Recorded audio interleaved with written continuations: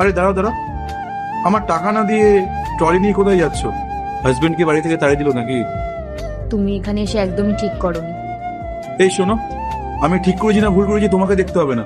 চুপচাপ যাও আর বরের থেকে আমার টাকাটা নিয়ে আসো। দেখো রাজি, আমি ওর কাছ থেকে কোনো টাকা আনতে পারবো না।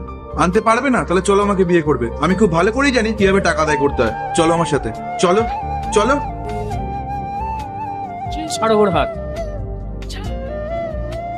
আচ্ছা, তাহলে তুমি ওর স্বামী? হ্যাঁ, বলো কি দরকার? এই যে তোমার ওয়াইফ আমার থেকে 4 লাখ টাকা ধার নিয়েছিল, কিন্তু আজকাল করতে করতে এখনো পর্যন্ত দেয়নি। এই নাও তোমার 4 লাখ টাকা, আর যাও এখান থেকে। টাকা যখন দেয়ারই ছিল তাহলে তো নাটক করার কি ছিল?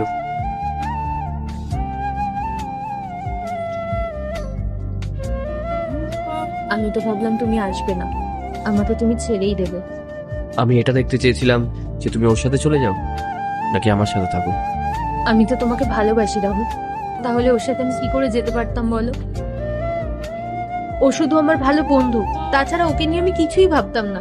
ওর জন্য আমার মনে কোনো জায়গাও নেই আসলে। আর আগে দেখবো কারা শয়তানকে হারিয়ে আল্লাহকে ভালোবাসে। যারা আল্লাহকে ভালোবাসে ভিডিওতে লাইক করে চ্যানেলটাকে সাবস্ক্রাইব করে দাও। যারা শয়তানকে ভালোবাসো তাদেরকে ভিডিওতে লাইক সাবস্ক্রাইব কিছুই করতে হবে না, কমেন্ট করো আল্লাহু আকবার। মার চিকিৎসার জন্য আমি ওর থেকে 4 লাখ টাকা নিয়েছিলাম, সেটার জন্য আমি ওর সাথে কথা বলতে এসেছি। এর থেকে বেশি কিছুই না।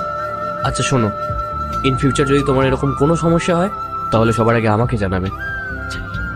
আর আশা করি তুমি আমার থেকে আর কোনোদিনও কোনো কিছু লুকাবে না।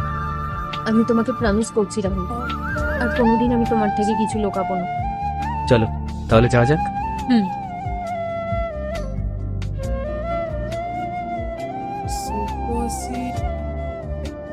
যদি নেক্সট পার্ট দেখতে চাও পার্ট 2 লিখে কমেন্ট করো।